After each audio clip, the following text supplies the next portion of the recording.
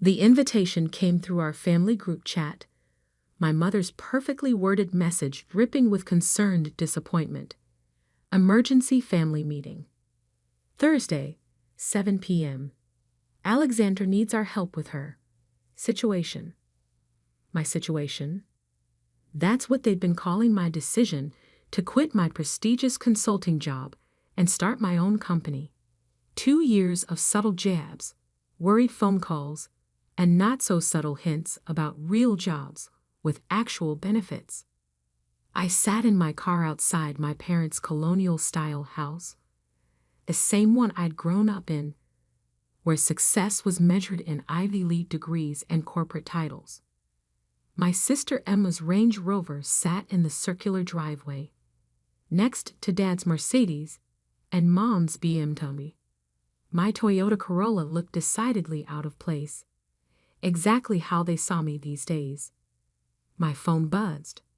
Another message from Marcus, my CFO. Forbes article goes live at 8 p.m. Eastern Standard Time. You ready for this? I texted back. Perfect timing. Family intervention starts at 7. His response was immediate. Savage. Want me to send a car to rescue you? No need. Some things are worth waiting for. I checked my reflection in the rearview mirror. No designer clothes tonight. Just a simple black blazer over a white shirt, minimal makeup, hair pulled back neatly. Let them think I couldn't afford better. It made the coming revelation sweeter. The door opened before I could knock. Mom stood there in her channel suit, perfect makeup not quite hiding her frown lines. Alexandra, darling, you're late. By 2 minutes, Mom. Details matter in business, dear. She ushered me inside. Something you might want to consider. The living room was set up like a corporate intervention. Dad in his power position by the fireplace, Emma and her husband James on the leather sofa, Mom's sister, Aunt Patricia, in the wingback chair. They'd even called in reinforcements. Ally. Emma air-kissed my cheek. Love the blazer. H&M. Thrift store, actually. I watched her try to hide her horror. Sustainable fashion. Very on trend. Dad cleared his throat. Let's get started. We're here because we're worried about you, Alexandra. About my situation? I took the least comfortable chair, deliberately facing them all. About your choices, Mom corrected. 2 years ago, you had everything. Junior partner track at McKinsey. That lovely penthouse apartment. William. Ah, yes, William. The investment banker they'd practically planned my wedding to, before I called it off to start my company. And now, Dad gestured vaguely, living in that tiny apartment, driving that old car, working on some, what do you call it?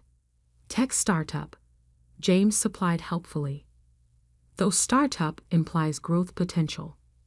He smiled, all teeth, and MBA confidence. I took a look at your sector. The market's saturated. No room for new players without serious capital backing. I bit back a smile.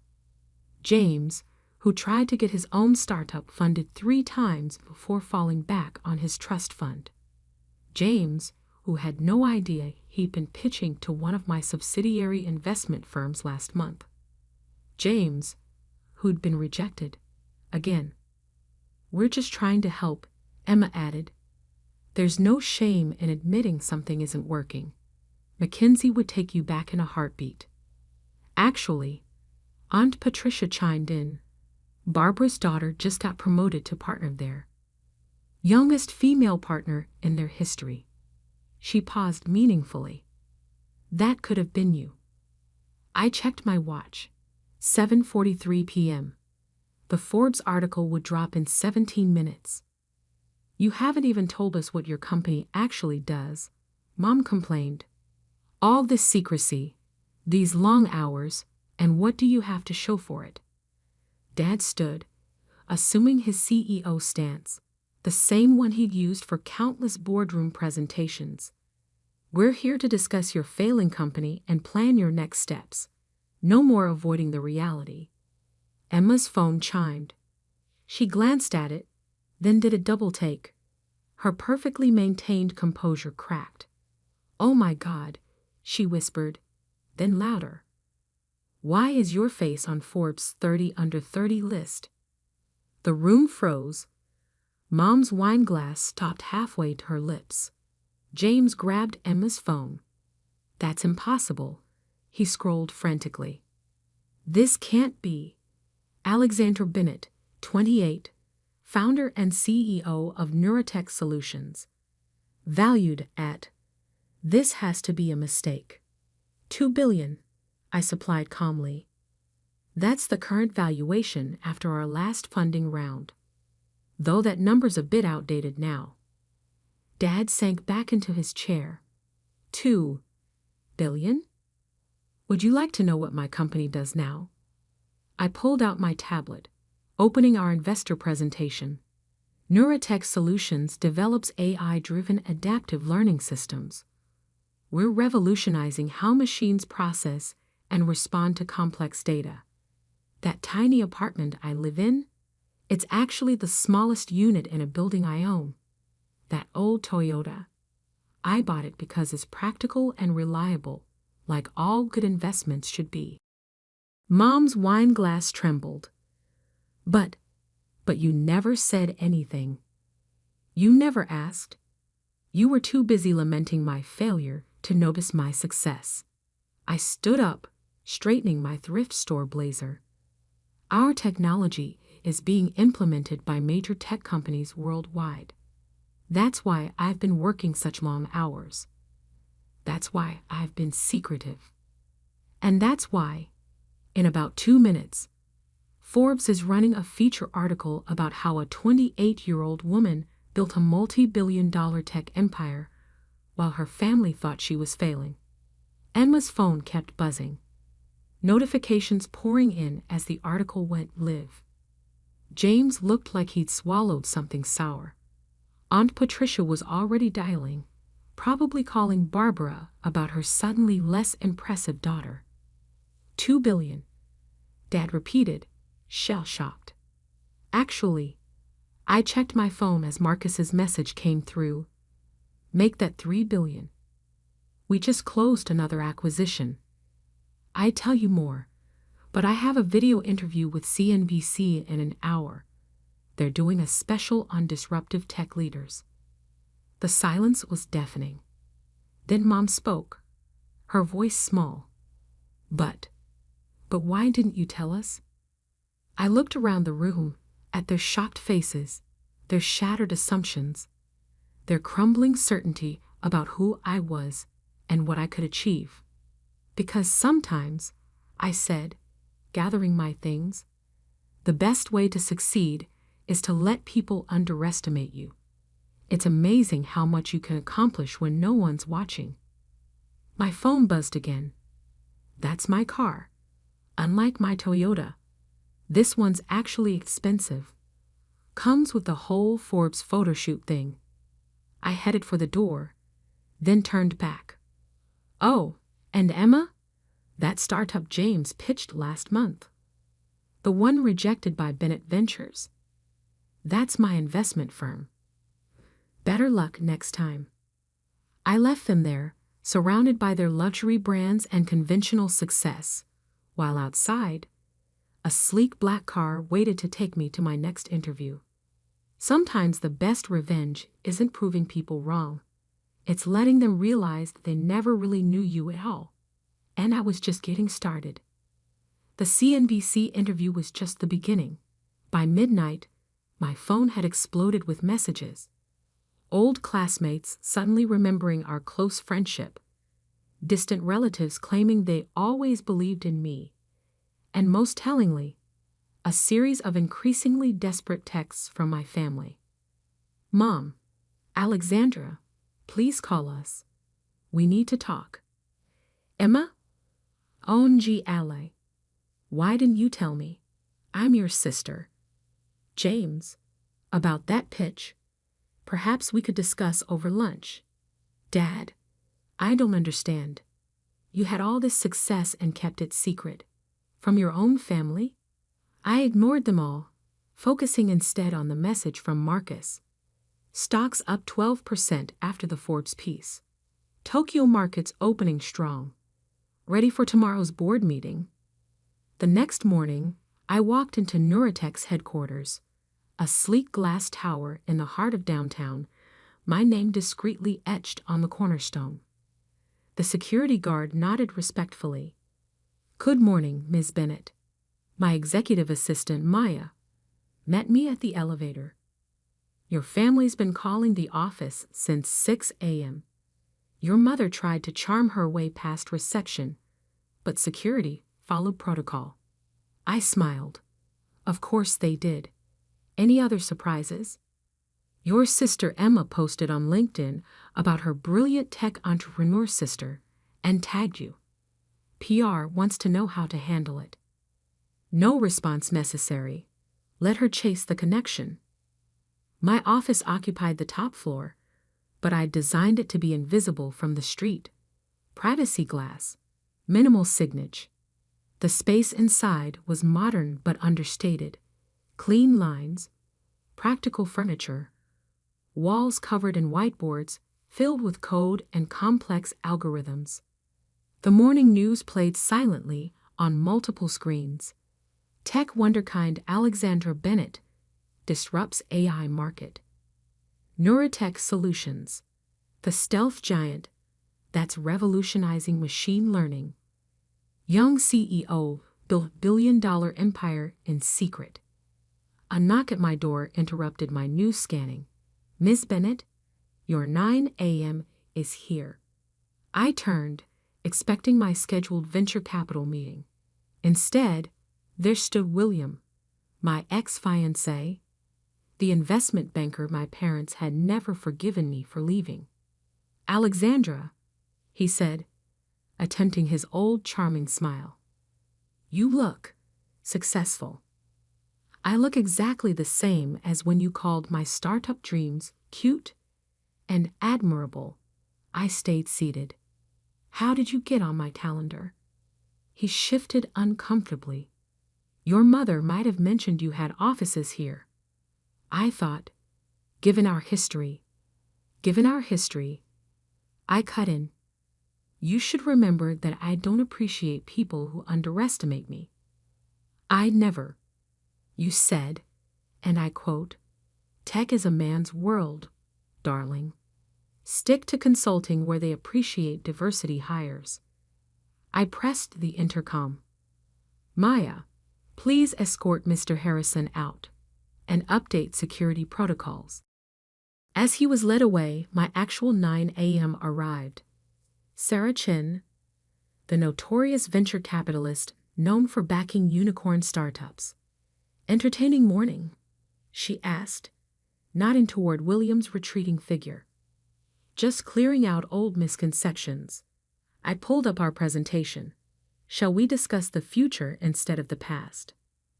The meeting with Sarah went brilliantly, but it was just a warm-up for what came next. At noon, I had a board meeting, my first since the Forbes article dropped. The boardroom was full when I entered. Our investors, mostly older men who'd initially doubted me, now sat up straighter when I walked in. Funny how a few $1 billion changes people's posture. Before we begin, I said, taking my seat at the head of the table, let's address the elephant in the room. Yes, the Forbes article was strategic. Yes, the timing was deliberate. And no, this doesn't change anything about how we operate. Marcus, my CFO, pulled up our quarterly numbers. The growth charts looked like mountain ranges. Steep, impressive, undeniable. As you can see, I continued, our decision to operate in stealth mode while building our technology base has paid off. We're not just ahead of the market. We are the market. One of our early investors, A man who'd once suggested I bring in a more experienced CEO cleared his throat. The numbers are impressive, but the publicity changes things. Your family. My family is irrelevant to this company's operations. I pulled up another slide. What is relevant is our next move. Project Nexus. The room fell silent as I outlined our new AI architecture, technology that would make our current success look like a warm-up. Halfway through my presentation, Maya slipped me a note. Your sister's in the lobby. Says she's not leaving until you talk to her. I kept presenting, but sent a quick message to security. 5 minutes later, Emma was escorted to our smallest conference room, the one with the uncomfortable chairs. After the board meeting, I took my time reviewing contracts before finally heading down to meet her. She'd been waiting 2 hours, her perfect blowout slightly wilted, her Prada bag clutched like a shield. Really, Ally? She burst out as I entered. You couldn't have security tell them who I am. Your own sister. They know exactly who you are. I sat down. That's why they followed protocol. She deflated slightly. Mom's crying, you know. Dad hasn't gone to work. They feel betrayed. Betrayed? I raised an eyebrow. By what? My success? My independence? Or the fact that they can't take credit for it? It's not like that. We're family. We should have been part of this. Like you made me part of your life? All those family dinners where you and James talked about your achievements. Those charity galas where Mom introduced you as my successful daughter and me as Alexandra. She's finding herself. Emma flinched. That's not fair. We didn't know. Because you never asked. You were too busy feeling superior to actually see what I was building. And now, she gestured around. Now that we know, can't we start over? James would love to collaborate. Ah, yes, James. I pulled out my tablet, opening his pitch history. 3 failed startups, 2 SEC warnings for questionable trading practices, and a trust fund that's dwindling faster than his excuses. That James. Her face reddened. How did you? I know everything about everyone who tries to do business with my company, including the fact that he's been bad-mouthing me to potential investors for 2 years. Amateur hour, I believe he called it. Emma's designer bag slipped from her fingers. He wouldn't. The recordings are quite clear. I stood up. Now, if you'll excuse me, I have a company to run. Wait, she grabbed my arm. What do you want? An apology? Fine, I'm sorry. We're all sorry.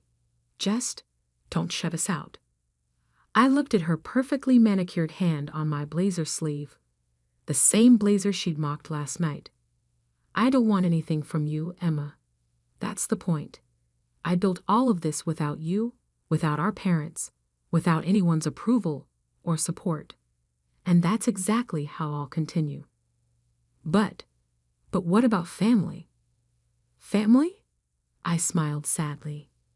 Family would have believed in me even without the billions. Family would have asked about my dreams instead of dismissing them. Family would have seen me for who I am, not who they wanted me to be. Her hand fell away. And now, I checked my phone as another alert came in. Now I have a meeting with the governor about making our city the next major tech hub. Feel free to tell Mom and Dad. I'm sure they'll suddenly be very interested in my situation. As I walked out, leaving Emma in that small conference room, Maya fell into step beside me. Your parents are holding another family meeting tonight, she said, checking her tablet. Your aunt's already called 3 reporters trying to claim she mentored you. I smiled. Let them meet. Let them talk. Success is the best revenge, but silence Silence is the best response. The elevator doors opened to reveal Sarah Chen waiting with a group of international investors. "Ready to change the world?" she asked. I straightened my discount blazer, now knowing it would be featured in tomorrow's business pages as tech's new power look. "Always," I replied. "After all, the best innovations come from people everyone else overlooked." Behind me, I could hear Emma's expensive heels clicking toward the exit, the sound echoing like all their years of judgment and dismissal. But I wasn't that overlooked little sister anymore. I was the future. And the future, like success, belongs to those who build it for themselves. 1 month after the Forbes article changed everything, I sat in my office reviewing the latest market reports. Neuratech stock had doubled. Our AI technology was being called revolutionary by industry leaders, and my carefully maintained privacy had been replaced by constant public attention. Maya appeared in my doorway. "Your father's downstairs." I didn't look up from my screen. The same answer as yesterday. "He's different today. No Mercedes, no power suit. He's wearing jeans." That made me pause. Richard Bennett, CEO of Bennett Global Consulting, wearing jeans? In public? "He's been waiting in the lobby for 2 hours, Maya added, "just sitting there, watching people work." I pulled up the lobby security feed.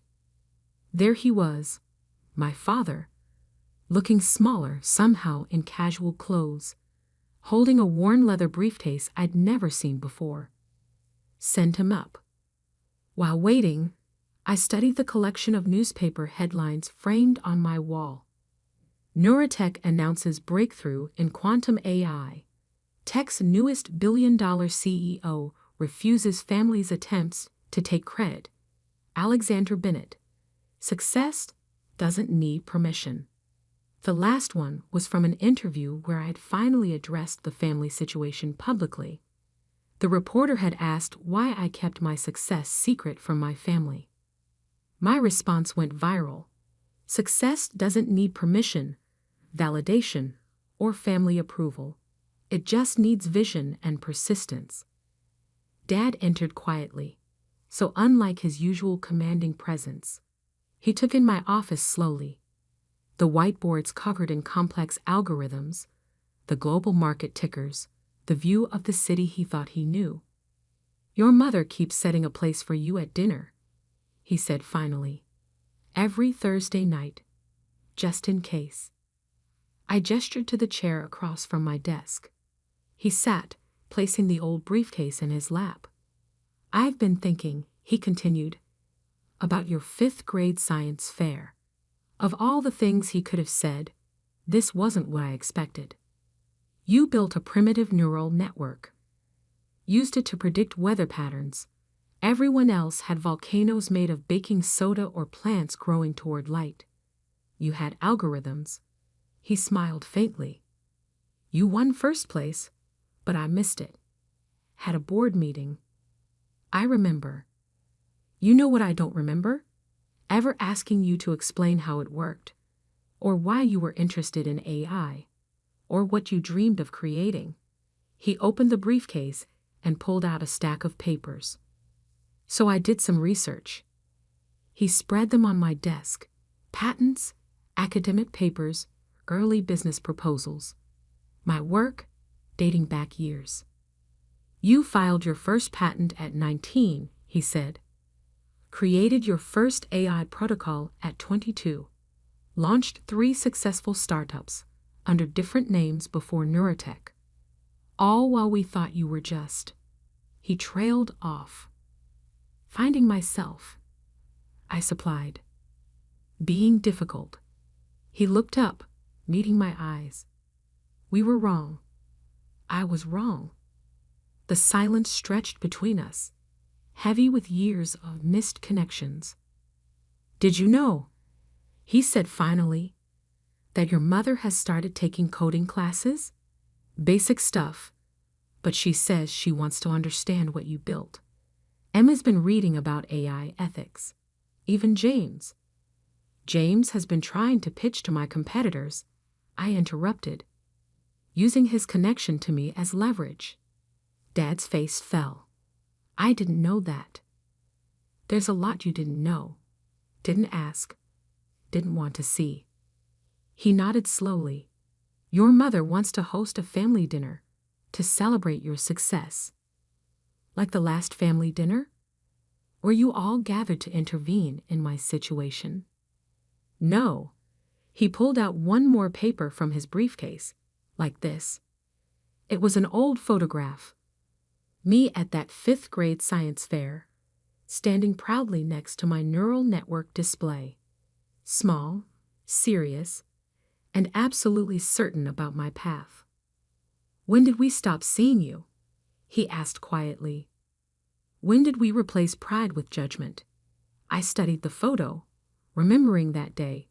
The excitement of creation, the joy of making something new. The disappointment when my parents missed the ceremony. You know, I said, that project predicted weather patterns with 76% accuracy. Pretty impressive for a 5th grader. Want to know what Neurotech's current accuracy rate is? He looked up, interested despite himself. What is it? 99.997%. I turned my monitor around, showing him our latest test results. We're not just predicting weather anymore. We're modeling climate changes, market trends, population movements. We're helping governments prepare for natural disasters before they happen. Helping businesses adapt to changes before they hit. Saving lives, Dad. For the first time, I saw real understanding dawn in his eyes.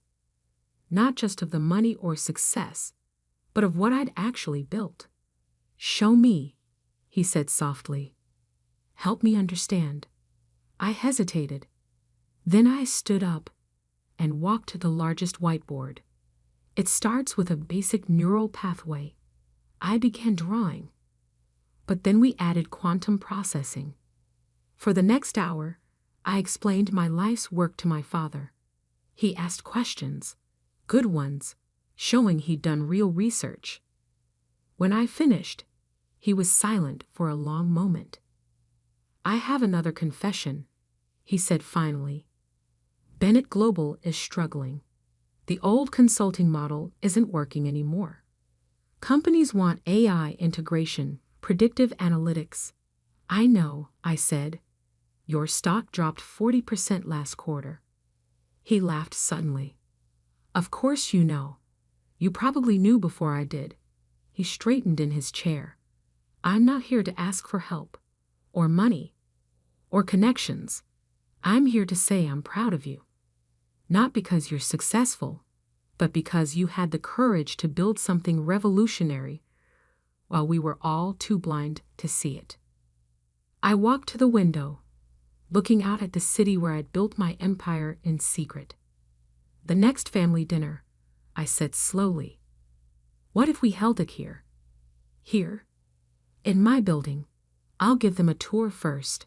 Show them what I actually do. No more assumptions, no more judgments. Just reality. They'd like that, he said. Then carefully. I'd like that. One condition. I turned back to face him. Everyone comes on their own merits. No plus ones. James isn't welcome. He nodded. Understood. Emma's? Figuring that out anyway. His latest investment scheme cost them heavily. I know. I'd bought their debt last week. Through a subsidiary. His eyebrows rose. You did? Why? Because Emma's still my sister. She needs to clean up her own mess. But I won't let her drown. I sat back down. Family is complicated. Success doesn't fix that. It just gives you the power to set better boundaries. Dad stood, gathering his briefcase. Thursday at 7? Thursday at 7. Tell Mom to wear comfortable shoes. It's a big building. At the door, he paused. That article quote, about success not needing permission. I'm framing it for my office, to remind me what real leadership looks like. After he left, Maya brought in my afternoon schedule and a fresh coffee. Your mother's already called 3 times about Thursday, she said. And Emma sent flowers. Donate the flowers, I replied. And Maya, clear my Thursday evening schedule. It's time to show my family what I really built. That night, working late as usual, I added one more framed article to my wall. Tech CEO redefines family business. Success is the best teacher. Below it, I hung that old science fair photo. The little girl with big dreams who became the woman who changed the tech world. Sometimes the hardest part of success isn't building an empire. It's teaching others to see you for who you've become, not who they assumed you'd be. And as I looked out over my city, watching the lights twinkle in buildings where my technology was already at work, I smiled. Thursday would be interesting. But this time, I wouldn't be the one proving anything. I'd already done that. Now it was their turn to learn.